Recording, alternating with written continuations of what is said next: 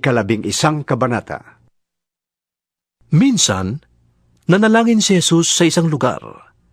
Nang siya'y matapos, sinabi ng isa sa kanyang mga alagad, Panginoon, turuan nga po ninyo kaming manalangin, tulad ng ginawa ni Juan sa kanyang mga alagad. Sinabi ni Jesus sa kanila, Kung kayo'y mananalangin, sabihin ninyo, Ama, sambahin nawa ang inyong pangalan. Naway magsimula na ang inyong paghahari. Bigyan ninyo kami ng aming makakain sa araw-araw. At patawarin ninyo kami sa aming mga kasalanan.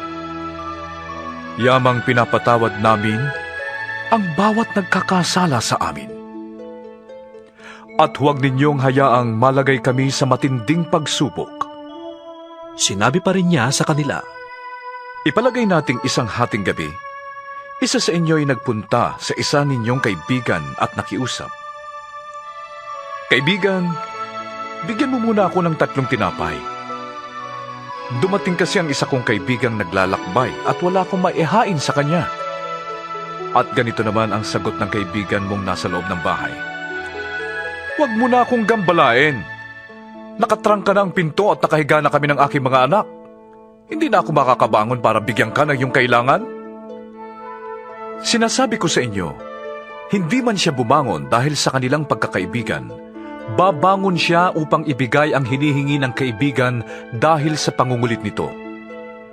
Kaya sinasabi ko sa inyo, humingi kayo at kayo'y bibigyan. Humanap kayo at kayo'y makakatagpo. Kumatok kayo at kayo'y pagbubuksan. Sapagkat ang bawat humihingi ay tatanggap. Ang bawat humahanap ay makakatagpo. At ang bawat kumakatok ay pagbubuksan. Kayong mga ama, bibigyan ba ninyo ng ahas ang inyong anak kung siya'y humihingi ng isda? Bibigyan ba ninyo siya ng alakdan kung siya'y humihingi ng itlog? Kung kayong masasama ay marunong magbigay ng mabubuting bagay sa inyong mga anak, gaano pa kaya ang inyong amang nasa langit? Ibibigay niya ang Espiritu Santo sa mga humihingi sa Kanya. Minsan, pinalayas ni Jesus ang isang demonyo mula sa isang lalaking pipi. At mula noon, ang dating pipi ay nakapagsalita na. Kaya humanga ang mga tao. Subalit sinabi naman ng ilan sa mga naroon, Si Beelzebul na prinsipe ng mga demonyo ang nagbigay sa kanya ng kapangyarihang magparayas ng mga demonyo. Ilan namang nagnanais na siya'y subukin ang humiling na magpakita siya ng isang himalang magpapatunay na siya'y mula sa Diyos. At dahil alam ni Jesus ang kanilang iniisip, sinabi niya sa kanila, Ang kahariang nahahati sa magkakalabang pangkat ay babagsak, at ang sambahayang nag-aaway-away ay mawawasak. Kung may mga pangkat sa kaharian ni Satanas na naglalaban-laban, paano mananatili ang kanyang kaharian? Sinasabi ninyong nagpapalayas ako ng mga demonyo sa kapangyarihan ni Beelzebul. Kung ako'y sa kapangyarihan ni Beelzebul nagpapalayas ng mga demonyo, sa kaninong kapangyarihan naman nagpapalayas ng demonyo ang inyong mga tagasunod? Sila na rin ang magpapatunay na mali kayo. Nagpapalayas ako ng mga demonyo sa kapangyarihan ng Diyos. At ito'y nangangahulugang dumating na sa inyo ang paghahari ng Diyos. Kapag ang isang taong malakas ay nagbabantay sa kanyang bahay, nadala ang kanyang mga sandata, ligtas ang kanyang mga ari-arian.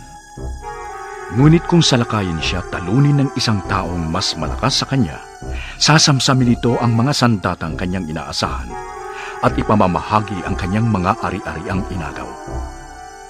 Ang hindi panig sa akin ay laban sa akin, at ang hindi ko kasama sa pag-iipon ay nagkakalat.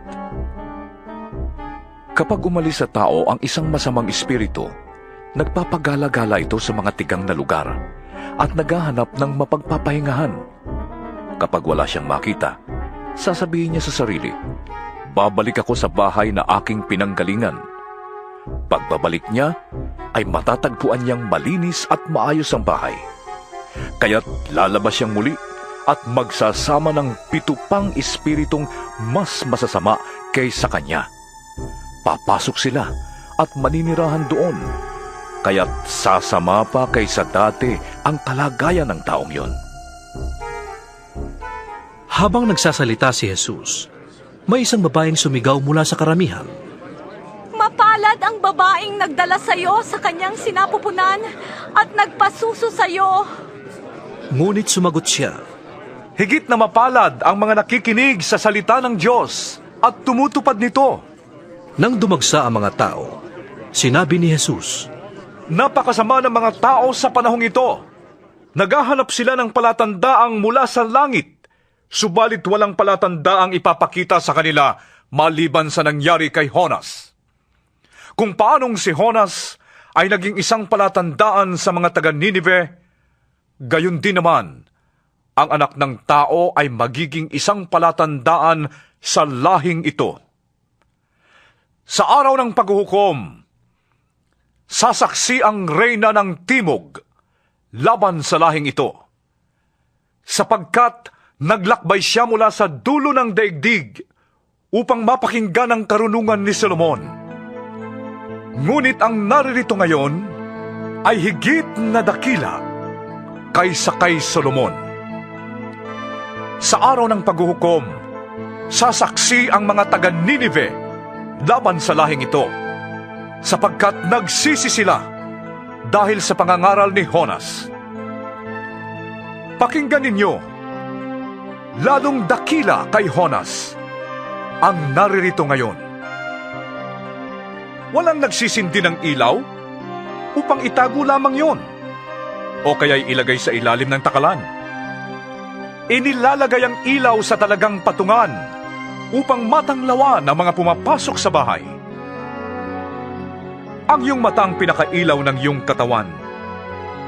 Kung malinaw ang iyong mata, maliliwanagan ang buo mong katawan.